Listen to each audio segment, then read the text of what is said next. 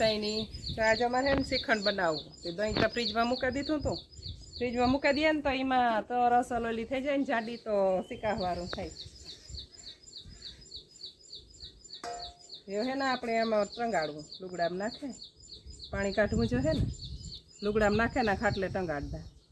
ત્યાં લુગડું પાથરે ને આમ દહીં કાટલા ફ્રીજમાં મૂક્યું હતું તે જામે ગોસલ દહીં ત્યાં તે ઓલી તર ઓલી થઈ જાય બધી ને શ્રીખંડ શીકાવાળું થાય હશે એવી એને હે ને જરાક ઓલું કરે એ તો પાણી તો નીકળી જાય અહીં કેરી તો કોરે જો નહીં તો બહુ હાથીથી જ કરે ને પછી કાઢેલા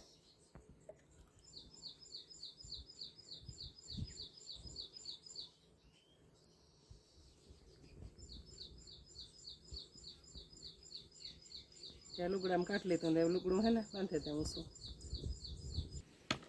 જ્યાં આપણું દહીં હે ને લુગડામાં કઢાઈ હે હે ને આની પોટકી બાંધે ને ટંગાડતા ખાટલે પાણી બધું નીકળે જાય પછી એને મિક્સરમાં દરે ખાંડને ઓલું કરવાનું ગ્રેવી જેવું થઈ જાય મિક્સરમાં નાખીએ ને તો અસર ખોદાને બધા ભૂહાઈ જાય એ પોટકી વારેના બાંધતા પાણી નીકળ્યા રાખે ધીરું ધીરું ખાટલા વેલેરું તો બાંધે મૂકીએ ને તો પાણી બધું નીકળી જાય નીસવાઈ જાય એટલે અસલ થઈ જાય પાણી હોય ને ધ્યાનનું એ બધું નીકળી જાય ટોપડી એક રાખે દાદા એમ પડ્યા રાખે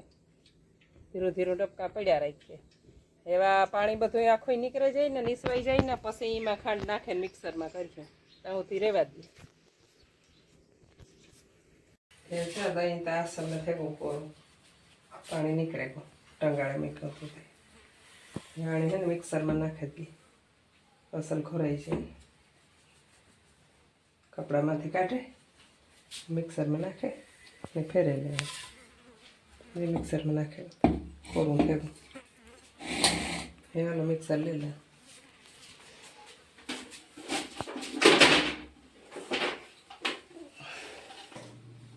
એટલે આમાં થોડીક ખાંડ પહેલાં દરેલા પછી દરેલ નાખે ને તો અસલ મિક્સ થઈ જાય આખી ખાડુમાં નાખ્યો તો ઓગળીએ થોડીક મરથી દરેલીએ પછી દરે ને પહેરી નાખી દેવાની મિક્સ કરી નાખવાની મિક્સ અસલ થઈ જાય ને ઓગળી જાય ને પછી નો કણકી રહી જાય પછી વાર લાગે તો વાંધો ન આવે એક કાથો બેદી પડ્યું રહીએ તો આપણે તરત ખાવું હોય ત્યારે પહેલાં ખાંડ દરેલા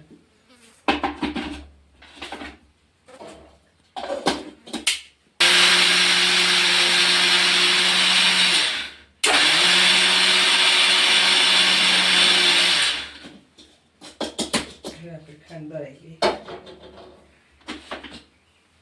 અસલ ભૂકો થઈ ગઈ એવી પહેરીઓમાં નાખે દા દહીંમાં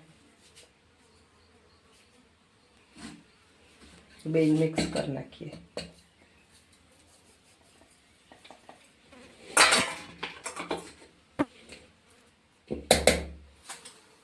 થોડુંક આલું કરી નાખા તો ભરી જાય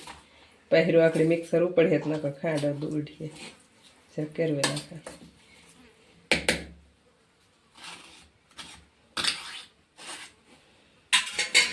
ઘેવાની મૂકી દઈએ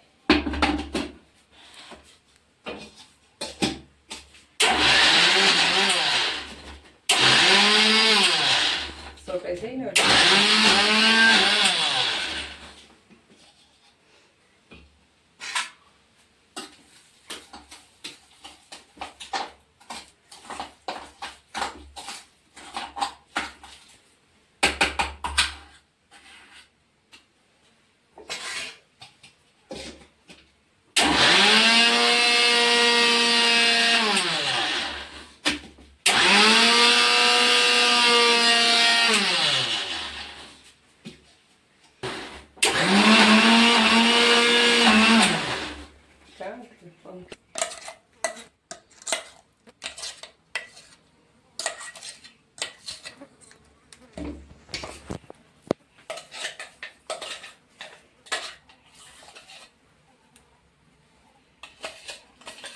આપણું શ્રીખંડ બની ગયું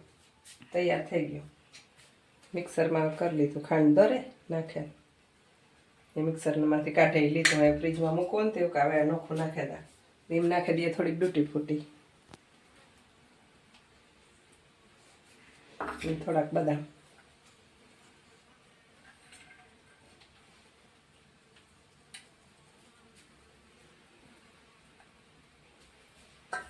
જો હવે આપણું શ્રીખંડ બને તૈયાર થઈ ગયું.